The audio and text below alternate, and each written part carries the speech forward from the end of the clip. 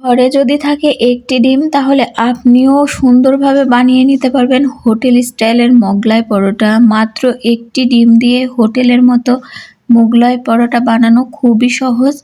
যদি দেখেন আজকের এই রেসিপি আপনিও পারফেক্টভাবে বাড়িতেই বানিয়ে নিতে পারবেন মোগলাই পরোটা। এতটাই মজাদার হবে যে দোকানে কিনে খাওয়ার কথা একেবারেই ভুলে যাবেন। তো সম্পূর্ণ ভিডিওটি দেখার আমন্ত্রণ রইল। Welcome back to my channel JTV blogs and cooking. আপনাদের আরও একবার স্বাগতম জানাচ্ছি। চলে যাচ্ছি মূল রেসিপিতে। প্রথমে আমি নিয়ে নিলাম 1 কাপ পরিমাণ ময়দা। আপনারা চাইলে ময়দার পরিবর্তে আটাও নিয়ে নিতে পারেন, কিন্তু ময়দা দিয়ে করলে এটা অনেক বেশি ক্রিস্পি হবে। তার ভিতর দিয়ে দিলাম 1 চা চামচ লবণ আর 1 টেবিল চামচ চিনি। শুকনো উপকরণগুলো খুব ভালো করে মিশিয়ে নিতে হবে। শুকনো উপকরণ মিশিয়ে নিয়েছি। এখন দিয়ে দিলাম রান্নার রেগুলার তেল 1 টেবিল চামচ। এখন সুন্দর একটা ময়ান দিয়ে নিতে হবে। আর এই যে ময়ানটাও কিন্তু অনেক বেশি সাহায্য করবে মোগলাই পরোটা ক্রিস্পি করতে, তাই এখানে ধৈর্য নিয়ে ময়ানটা দিতে হবে। ময়ান দেওয়া হয়ে গিয়েছে। এখন আমি নর্মাল টেম্পারেচারে পানি দিয়ে দিচ্ছি। পানিটা আমি মেপে দিচ্ছি না, কারণ এখানে আপনাদের কম বেশি লাগতে পারে। অল্প অল্প করে মিশিয়ে নিতে হবে, একেবারে দিলে নরম হয়ে যেতে পারে। সেই জন্য আমি অল্প অল্প করে পানিটা মিশিয়ে নিচ্ছি।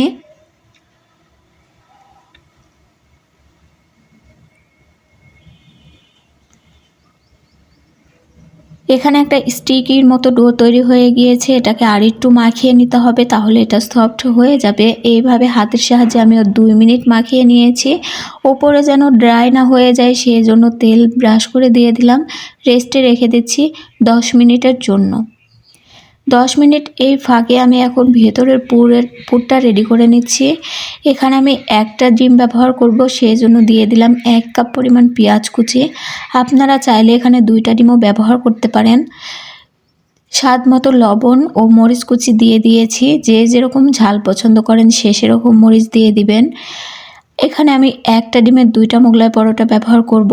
আপনারা চাইলে 2টা ডিমের 2টা মোগলাই পরোটা ব্যবহার করে নিতে পারেন। ব্যাপারটা এমন না যে একটা ডিম দিয়েছি বলে টেস্ট কম হবে।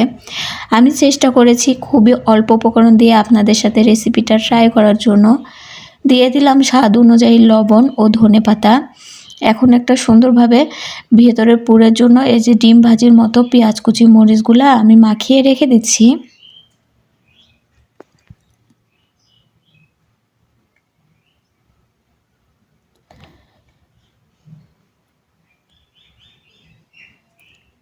ফিরে আসলাম 10 মিনিট পরে। আমার যে ডোটা এখন অনেকটাই সফট হয়ে গিয়েছে।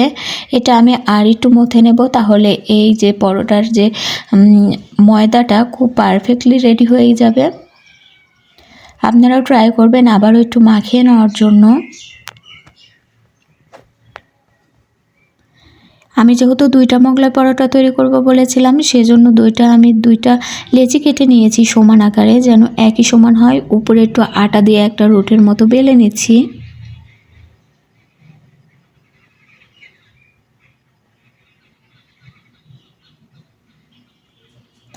একটা বড় সাইজের পাতলা রুটি বেলে নিতে হবে। আমি এর ঘনত্বটা দেখিয়ে দিচ্ছি। ঠিক যেরকম আমরা রুটি খাই এই লেভেলের একটা করে নিয়েছি। এখন ভিতরে দিয়ে দিলাম আগে থেকে রেডি করা ডিমের পুর। মাঝখানে দিয়ে দিতে হবে, আর এইভাবে চারপাশ থেকে উল্টে দিতে হবে। কাজটা দেখে বুঝে নিতে হবে, খুবই সহজ। একবার করলে বারবার করতে মন চাইবে। এখন যে ডিমের এক্সট্রা অংশগুলো আছে সেটা দিয়ে আমি কোট করে নিচ্ছি, যেন এটা ভাজার সময় ফেটে না যায়। ব্যাস তৈরি হয়ে গেল একটা মোগলাই পরোটা। কতটা সহজ, তাই না? আগে থেকে কড়াইতে আমি ডুবো তেল গরম করতে দিয়েছিলাম। তেল গরম হয়ে গিয়েছে। এখন যে মোগলাই পরোটা এটা একেবারে লো আঁচে ভেজে নিতে হবে, না হলে ভিতরটা কাঁচা থেকে যাবে, উপরটা অনেক বেশি ড্রাই হয়ে যাবে। এখন আমি সুন্দর করে উল্টে পাল্টে ভেজে নিচ্ছি।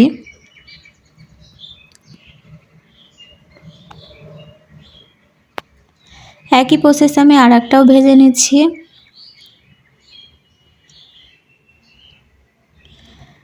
কত সহজে হয়ে গেল বাড়িতেই মোগলাই পরোটা। আপনারা সামনে রমজানে চাইলে এই রেসিপিটা ইফতারের জন্য বানিয়ে নিতে পারবেন। একেবারে স্বাস্থ্যকর, নিজের ঘরে তৈরি করা খাবার, এর কোনো তুলনা হয় না। বাচ্চারা এটা খুবই মজা করে খাবে। অস্বাস্থ্যকর মোগলাই পরোটা দোকান থেকে কিনে এনে খাওয়া লাগবে না।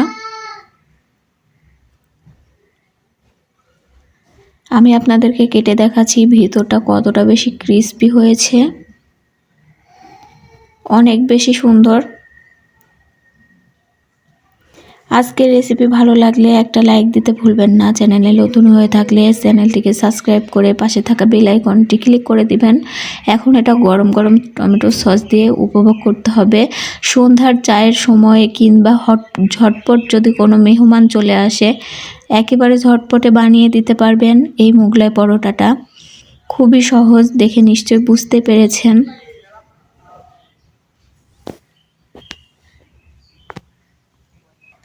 এতক্ষণ সাথে থাকার জন্য ধন্যবাদ সবাইকে। দেখা হবে আবার নতুন কোনো রেসিপির সাথে।